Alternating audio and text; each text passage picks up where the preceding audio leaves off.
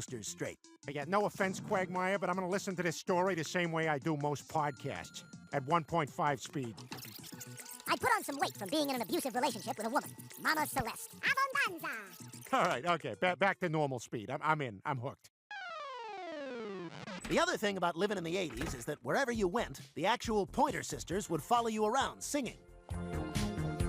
When you know this man just melt a bill. Too straight, it's for his phone, a landline phone.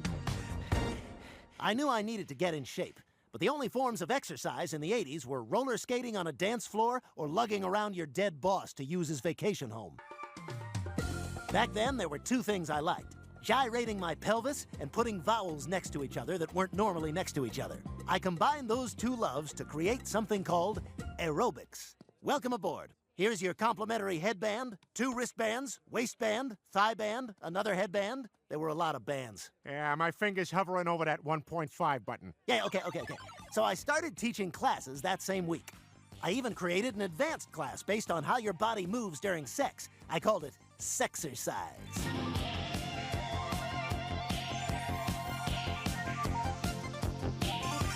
And things took off immediately because I gave 1980s women exactly what they wanted: long, flat butts. Come on, ladies, longer, flatter.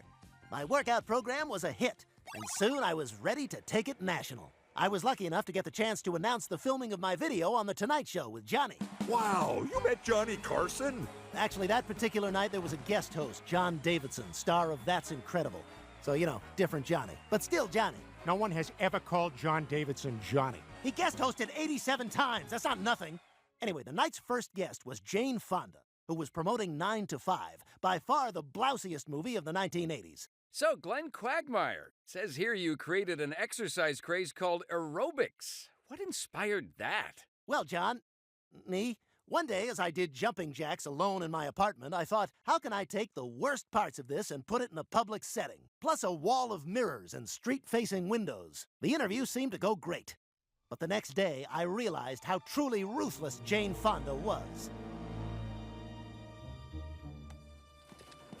Now, Mr. Quagmire, an important part of releasing a 1980s video is the incredibly depressing production logo it opens with. I have a few here to choose from. First is some vibrating rainbow text that never quite comes into focus.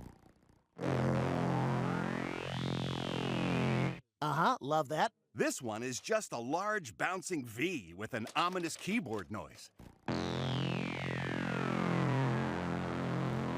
Also excellent. Or here's 3 capital letters, all spelled with one thick continuous line atop a digital horizon.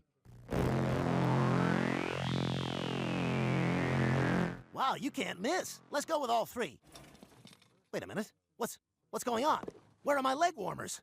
Back then, leg warmers were essential because that was by far the coldest decade from the knee down. Did someone take my leg warmers?